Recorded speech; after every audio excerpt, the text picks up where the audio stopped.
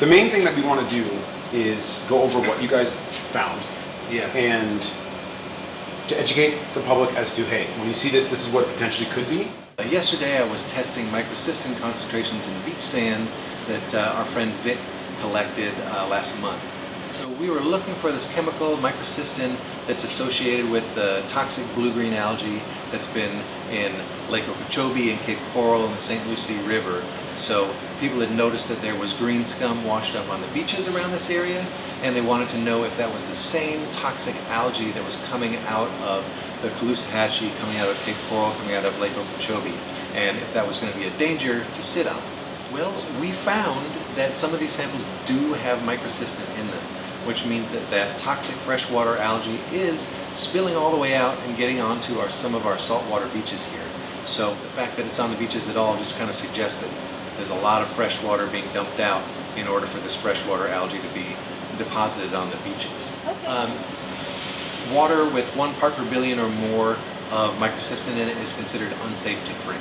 Got it. So in the sand we found concentrations that were a bit higher than that, but I'm not quite sure yet how to interpret that because you're not eating the sand, but you might be exposed to it by touching it or absorbing it through your skin, since it is possible to be exposed to microcystins through direct contact like that. Scare anyone. Yeah, but if you had a cut on you and you're sitting in the sand and that seeps in?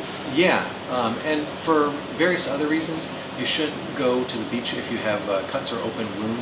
There are a lot of potentially dangerous microorganisms in the ocean. And sort of there's this myth that salt water will cure your wounds, but it's really untrue. You can contract a lot of dangerous diseases from salt water, especially when there's a lot of runoff carrying human germs into the ocean. So the Caloosahatchee discharge passes right underneath the Sanibel Causeway, so it was really no surprise that some of the green scum washed up at the Sanibel Causeway was this Cape Coral Okeechobee microcystis aeruginosa algae, the one that has the toxic microcystin in it. You're probably seeing different types of algae where you see different colors, and maybe even some other types of microorganisms that aren't algae but are decomposing the organic matter that's in the sand.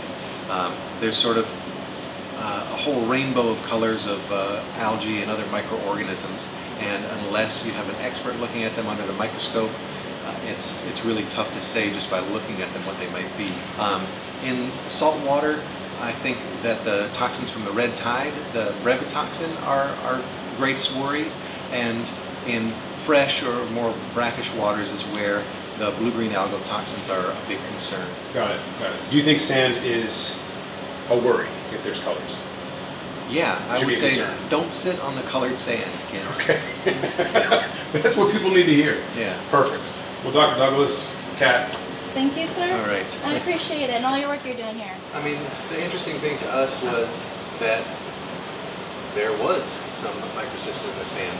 So it suggests that at least some of that influence from the freshwater discharge coming out the Caloosahatchee is ending up on the beaches.